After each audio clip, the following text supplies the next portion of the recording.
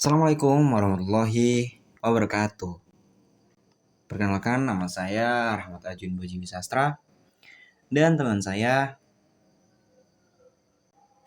Pada video kali ini kami ingin menjelaskan sedikit tentang peta persebaran pariwisata di Kabupaten Malang.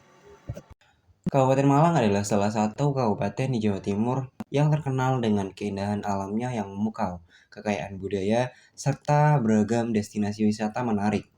Kota Malang yang modern berdampingan dengan pedesaan yang asri menjadikan Kabupaten Malang sebagai tujuan wisata yang populer bagi wisatawan domestik maupun mancanegara.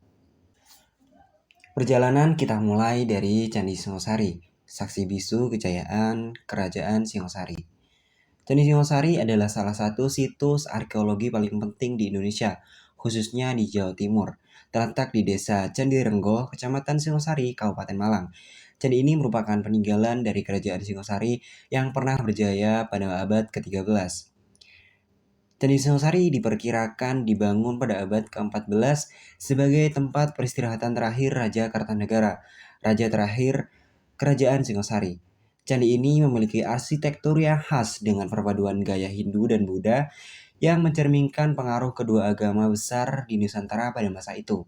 Arsitektur yang unik, Candi Singosari memiliki bentuk yang unik dengan hiasan-hiasan relief yang sangat detail. Relief-relief ini mengabarkan berbagai cerita dari mitologi Hindu-Buddha, kehidupan sehari-hari, dan kisah-kisah sejarah. Peninggalan sejarah Candi Singosari merupakan salah satu bukti nyata tentang kejayaan Kerajaan Singosari di masa lalu. Melalui candi ini, kita dapat mempelajari lebih lanjut tentang sejarah, budaya, dan seni Kerajaan Singosari. Lokasi yang strategis, Candi Singosari yang tidak jauh dari pusat kota Malang membuatnya mudah dijangkau oleh wisatawan. Selain itu, di sekitar candi juga terdapat berbagai fasilitas pendukung seperti tempat parkir, warung makan, dan pusat informasi. Selanjutnya ada Bendungan Karangkates atau Jantung Air Jawa Timur. Bendungan Karangkates, juga dikenal sebagai Bendungan Sutami, adalah salah satu bendungan terbesar di Jawa Timur.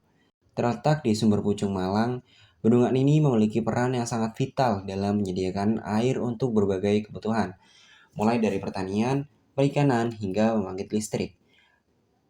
Pembangunan Bendungan Karangkates dimulai pada tahun 1959 dan selesai pada tahun 1967. Bendungan ini dinamakan Sutami untuk menghormati Menteri Pekerjaan Umum pada masa itu. Beberapa fungsi utama bendungan ini adalah yang pertama ada irigasi yang menyediakan air untuk mengairi lahan pertanian di wilayah Malang Raya dan sekitarnya. Selanjutnya ada pembangkit listrik tenaga air Karangkates yang menghasilkan listrik yang cukup besar untuk memenuhi kebutuhan energi di Jawa Timur. Setelah itu ada pengendalian banjir yang mengatur debit air sungai Brantas sehingga dapat mencegah terjadinya banjir musim hujan. Selain fungsinya yang penting, Bendungan Karangkates juga menawarkan keindahan alam yang memukau. Dengan latar belakang pegunungan Arjuna Ulirang, waduk ini menjadikan destinasi wisata yang menarik. Beberapa aktivitas yang bisa dilakukan di sekitar bendungan ini antara lain adalah memancing, berkemah, piknik, dan berfoto. Selanjutnya ada Agrowisata Wonosari. Agrowisata Wonosari merupakan destinasi wisata yang menawarkan pengalaman unik berpadu dengan keindahan alam, pegunungan, dan proses pembuatan teh. Terletak di kawasan Malang, Jawa Timur, tempat ini menjadi primadona bagi para wisatawan yang ingin menikmati suasana pedesaan yang tenang dan mempelajari tentang proses pembuatan teh.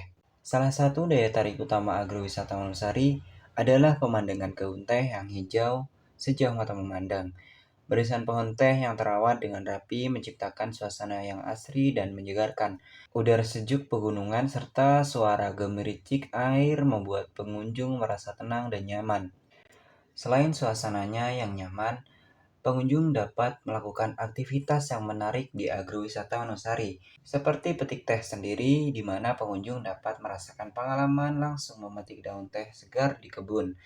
Aktivitas ini tidak hanya menyenangkan tetapi juga memberikan pengetahuan tentang proses awal pembuatan teh. Wisatawan dapat melihat langsung proses pengolahan teh dari daun segar menjadi teh siap minum, mulai dari proses pemetikan, pengeringan, hingga pengemasan, semuanya dapat disaksikan secara langsung. Selain itu, tersedia berbagai spot menarik untuk menikmati pemandangan kebun teh, seperti gazebo, jembatan gantung, atau bahkan area piknik. Setelah mengetahui proses pembuatannya, pengunjung dapat menikmati berbagai jenis teh hasil produksi lokal. Dan bagi yang ingin merasakan sensasi berkemah di tengah alam, Agrowisata Wonosari menyediakan area perkemahan yang dilengkapi dengan fasilitas yang cukup lengkap. Selanjutnya ada Gunung Kawi.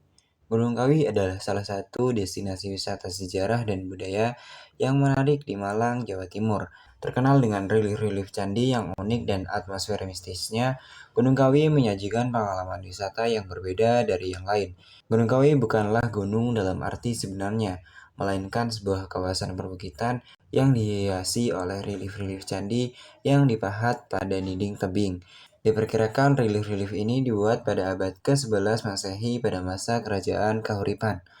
Relief-relief ini menggambarkan tokoh-tokoh penting dalam agama Hindu dan Buddha seperti Ganesha, Durga, dan Buddha. Selain itu, terdapat pula relief yang menggambarkan kehidupan sehari-hari masyarakat pada masa itu.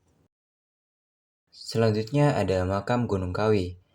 Makam Gunung Kawi adalah salah satu situs bersejarah dan spiritual yang paling terkenal di Jawa Timur. Terletak di kawasan perbukitan yang sejuk, makam ini menyimpan kisah panjang tentang sejarah dan budaya Jawa. Makam Gunung Kawi merupakan tempat peristirahatan terakhir dari tokoh-tokoh penting di antaranya Kanjeng Kiai Zakaria II atau Eyang Jugo, seorang ulama besar yang juga merupakan kerabat Keraton Kertosuro.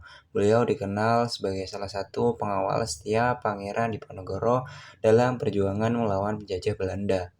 Dan Raden Mas Iman Sujono, murid dari Eyang Jugo yang juga memiliki peran penting dalam sejarah Jawa. Makam Gunung Kawi tidak hanya menjadi tempat ziarah bagi umat Islam, tetapi juga bagi penganut kepercayaan lain. Tempat ini dianggap memiliki kekuatan spiritual yang dapat memberikan berkah dan perlindungan bagi siapa saja yang berziarah. Setelah membahas destinasi wisata yang menyajikan budaya, alam, dan sejarah, selanjutnya kita akan membahas destinasi wisata yang dapat memanjakan lidah kita. Yang pertama ada Rumah Makan Bojana Putri Malang. Rumah Makan Bojana Putri Malang adalah salah satu destinasi kuliner populer di Malang yang menyajikan hidangan khas Jawa dengan cita rasa otentik. Restoran ini terkenal dengan suasana yang nyaman dan menu yang beragam, sehingga cocok untuk bersantap bersama keluarga maupun teman. Terdapat beberapa menu andalan yang wajib Anda coba saat berkunjung ke Rumah Makan Bojana Putri Malang ini. Di antaranya ada nasi liwet, ayam goreng kremes, sayur asem, sambal goreng kentang, dan nasi pecel. Selain menu yang lezat, Rumah Makan Bejana Putri juga menawarkan suasana yang nyaman dan tradisional. Interior restoran didominasi oleh perabotan kayu dan ornamen khas Jawa sehingga membuat pengunjung merasa seperti sedang makan di rumah sendiri. Rumah Makan Bejana Putri terletak di Jalan Panglima Sudirman nomor 26 Ketawang, Ngadilangkung, Kecamatan Kepanjen, Kabupaten Malang, Jawa Timur. Lokasi yang strategis membuatnya mudah dijangkau oleh pengunjung dari berbagai penjuru kota Malang. Setelah itu ada Sate Ponorogo di Pujon. Nikmatnya rasa khas Ponorogo di Malang. Sate Ponorogo memang sudah terkenal dengan cita rasanya yang khas dan lezat. Daging kambing atau ayam yang empuk berpadu dengan bumbu meresap membuat siapa saja ketagihan. Dan tahukah Anda, kelezatan sate ini juga bisa Anda nikmati di kawasan Pujon Malang. Mengapa sate Ponorogo populer di Pujon? Yang pertama, tingginya permintaan. Dengan banyaknya wisatawan yang berkunjung ke Pujon, permintaan akan makanan khas termasuk sate semakin meningkat. Selanjutnya, ketersediaan bahan baku. Di Pujon dan sekitarnya memiliki peternakan kambing dan ayam yang memadai, sehingga pasokan daging untuk sate terjamin. Dan yang terakhir ada keahlian penjual. Banyak penjual makanan di Pujon yang memiliki keahlian dalam mengolah sate, sehingga rasanya tidak kalah dengan yang ada di Ponorogo. Mungkin itu saja video dari kami. Apabila ada kesalahan, kami mohon maaf. Terima kasih sudah menonton. Saya akhiri, wassalamualaikum warahmatullahi wabarakatuh.